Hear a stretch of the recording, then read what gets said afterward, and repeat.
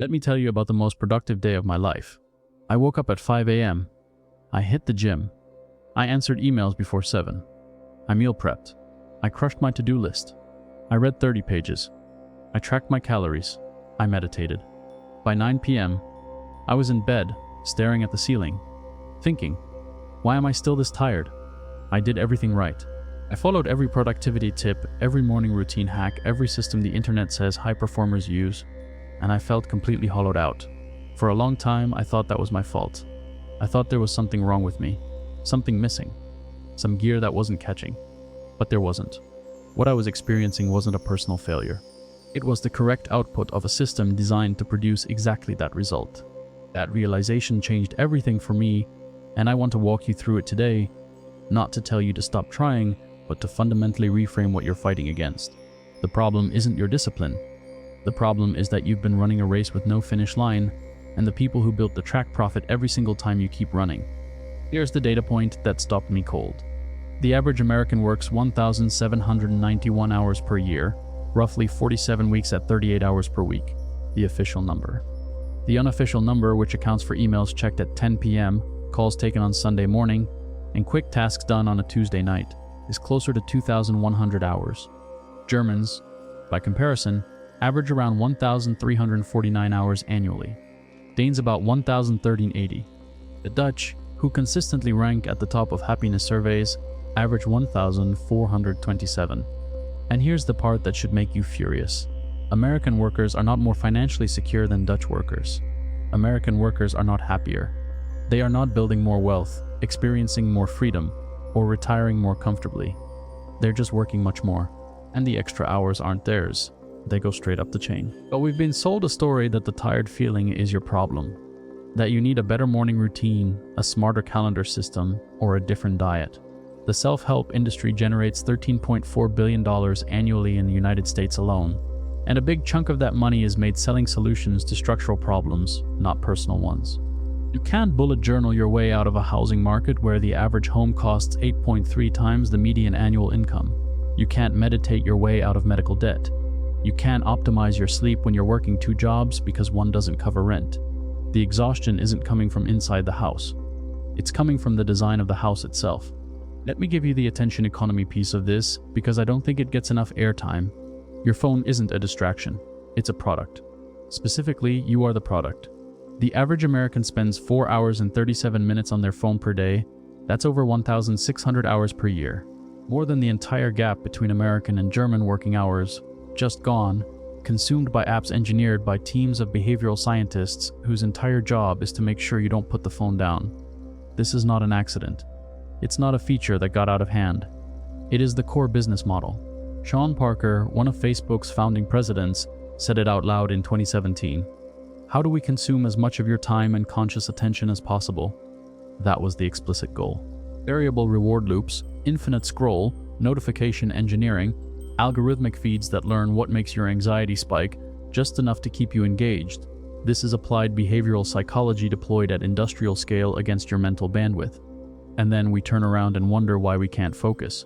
Why we sit down to do something important and feel immediately pulled somewhere else. Why we feel like we're constantly busy but never actually getting anywhere. The system is working. Just not for you. Think about what 1,600 hours would look like if it went somewhere intentional. That's roughly 2 full-time college semesters of coursework. That's enough time to become conversationally fluent in a language, start a business, write a book, build a skill set that could change your income category. But it doesn't go there because an infrastructure worth hundreds of billions of dollars exists specifically to intercept that time before it can compound in your favor. And the most insidious part is that it doesn't feel like theft. It feels like resting. It feels like you chose it. That's the genius of it. When you close the app at midnight and feel vaguely terrible about yourself, that feeling is being manufactured too. Because that shame, that sense that you wasted the evening, is what drives you back to the app tomorrow looking for a hit of validation to counteract it.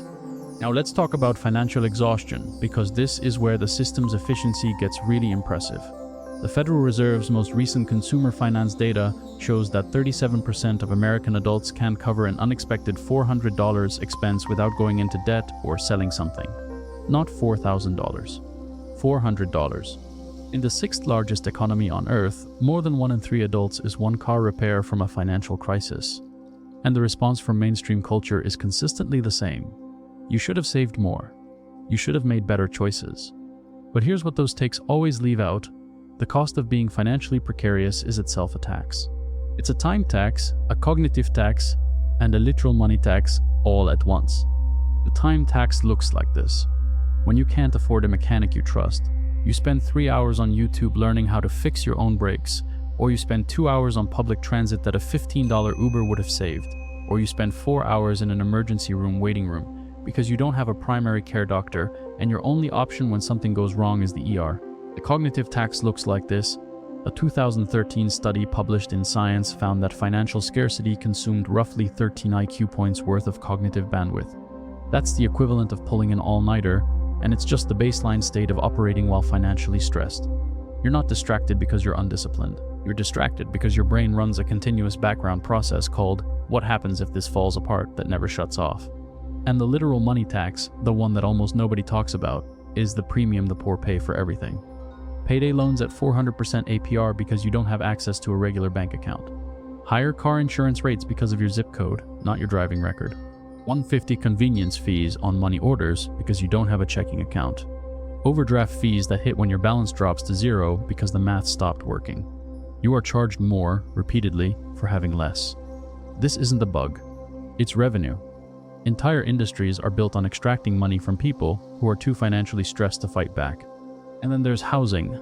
I keep coming back to housing because it is the clearest illustration of how the ground shifted without anyone being honest about it. In 1970, the median home price was 2.3 times the median annual household income. You could realistically save for a few years and buy something. By 2000, that ratio was 3.7 times income.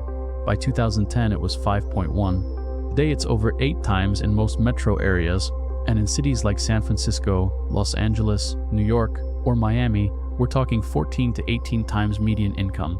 People working full-time professional jobs in those cities spend 50, 60, sometimes 70% of their take-home on housing. That leaves nothing.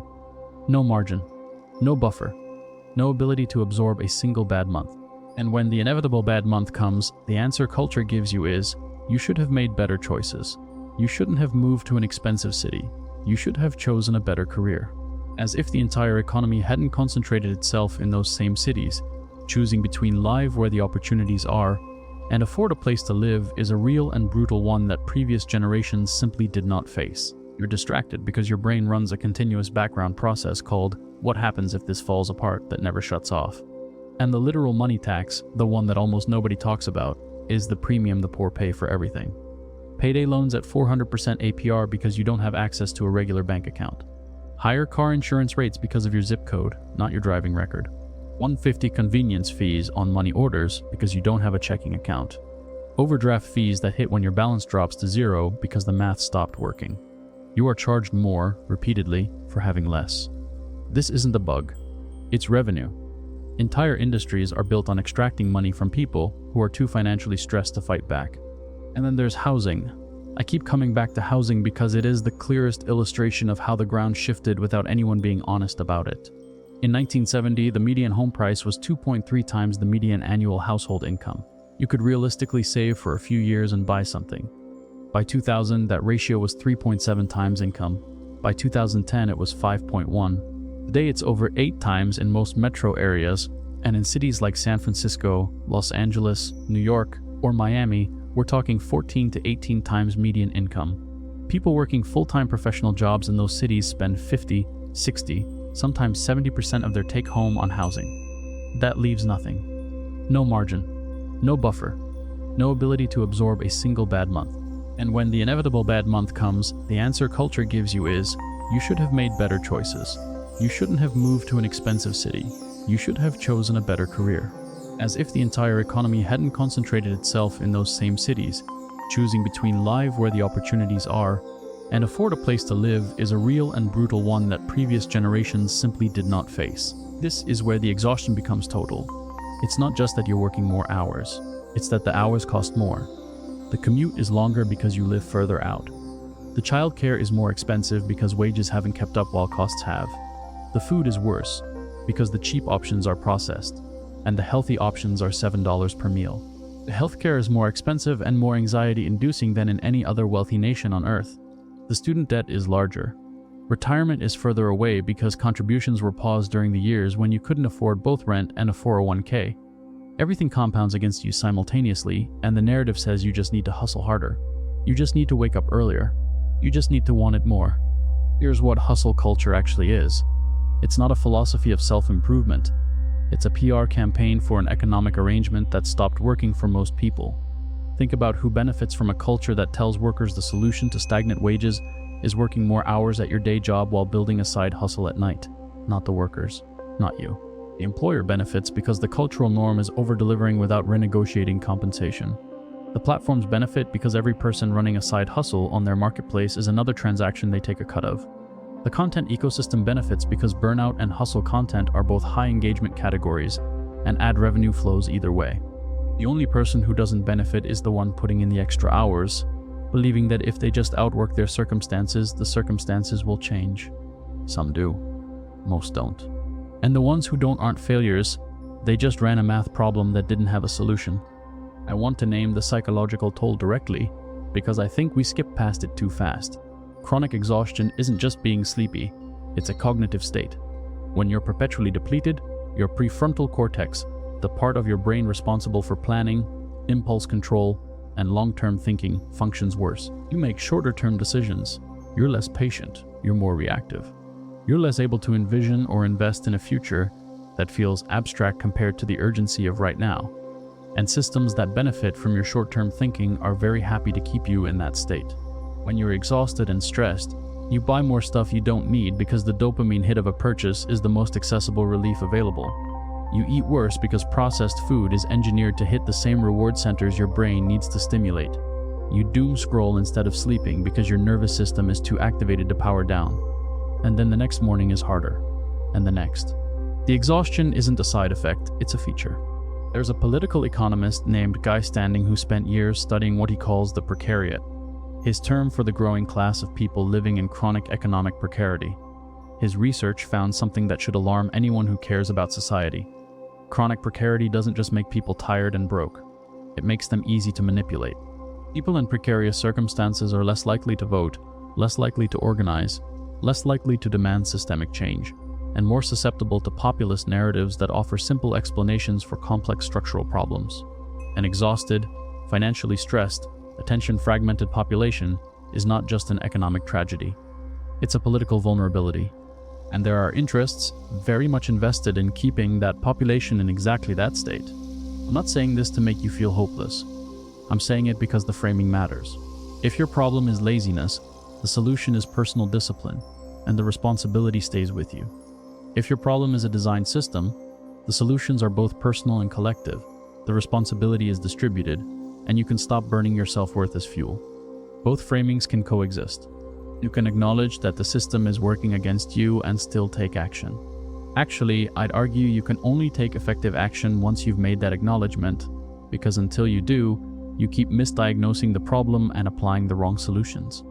So what do you actually do? The honest answer is, you operate on two levels simultaneously, and you don't confuse one for the other. The personal level and the systemic level. They require different strategies. On the personal level, the most important thing is radical honesty about where your time and energy actually go. Not where you think they go. Not where your phone screen time report says they go. Pull the real number. Most people, when they actually account for it, are genuinely shocked by how much time the attention economy captures. Not shocked in the way that makes them feel bad, shocked in the way that makes them realize how much they have available if they reclaim it. 2 hours a day of reclaimed attention time, compounded over a year, is 730 hours. That's enough to learn something real, build something real, and measurably change your situation. The phone isn't going anywhere, but the relationship to it can change. Turning off every notification except phone calls is free. Using the phone's built-in screen time limits is free. Those two moves alone have been shown in behavioral research to reduce compulsive checking by about 30 to 40%. That's nothing. On the financial side, the single highest leverage move for most people is reducing the cost of the things that cost the most, rather than optimizing the small stuff. There's an entire industry built around the idea that buying fewer lattice is the path to wealth. That's not the math. If your rent is 50% of your income, no amount of coffee substitution matters. But if you can reduce your rent by $400 per month through a roommate, a different neighborhood, a different city, a move to a lower cost of living area, or negotiating at renewal, that $400 every month, compounded in an investment account for 10 years, is somewhere between $70,000 and $100,000, depending on returns. The big stuff is where the math lives. And increasingly, remote work has made geography a real variable for people it wasn't before. This isn't available to everyone, but for those it is, the arbitrage is significant. Median household income in San Jose, California, is about $135,000. Median household income in Tulsa, Oklahoma, is about $60,000. If you can earn a San Jose salary from Tulsa, the financial picture looks completely different. That's real. That's available to some people right now, and not nearly enough of them are taking it seriously. On the health and energy side, the research is overwhelming and unambiguous. Sleep is the single highest leverage health behavior available to most people, and it's the one most consistently sacrificed first. A 2017 RAND study found that sleep-deprived workers cost the US economy about $411 annually in lost productivity. Matthew Walker's research at UC Berkeley shows that operating on 6 hours of sleep versus 8 produces cognitive impairment equivalent to going 24 hours without sleep. And crucially, you can't feel the deficit accurately. Your self-assessment of your performance on less sleep is not calibrated to reality. You feel okay. You are not okay. Getting from 6 hours to 8 is not a luxury. It is a performance intervention. And if the reason you're sleeping 6 hours is that you're online until 1 a.m., that's the attention economy problem again. These things are all connected.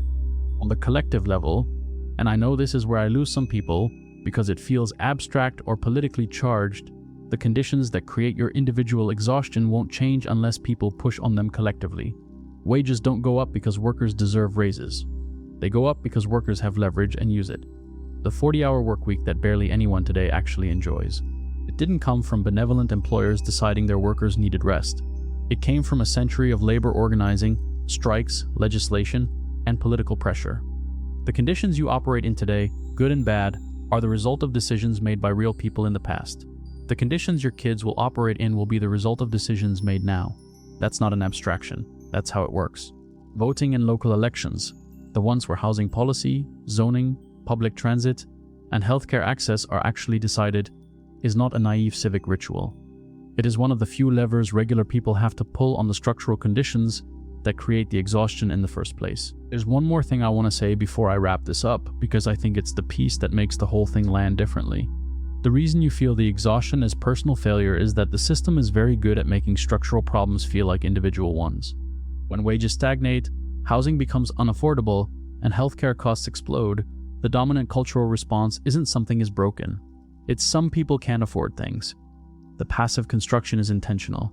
It removes the agent. It makes something that is happening seem like something that just is.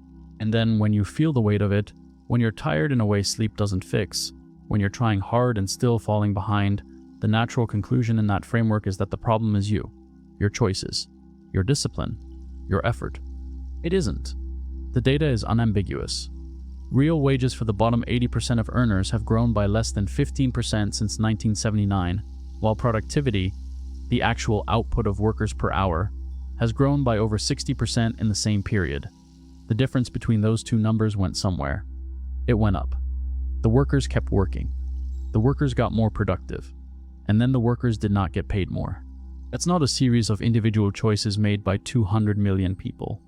That's a structural outcome of specific policy decisions and power arrangements. And naming it clearly, without self-pity, without victim framing, just accurately, this is what happened. This is why it happened. This is what we do about it. That's not pessimism. That's the beginning of thinking clearly. You are not lazy. You are not broken. You are not failing to apply the right morning routine. You are navigating a system that was built, over decades, to extract maximum value from your time and attention, while returning as little as possible, and ensuring that when you feel the weight of it, you blame yourself first. Recognizing that doesn't take the weight away, but it does change what you do with it. And what you do with it matters. What you build in the margin that's left, how you reclaim even 1 hour a day from the attention economy, what you choose to invest your energy in Who you vote for and what you push for and what you refuse to accept is inevitable. That's where the leverage lies. Not in working harder at a game that's tilted against you. In being clear-eyed about the tilt and then deciding how you play anyway. The next 12 months are going to pass. The only question is where you end up when they're over. Start there.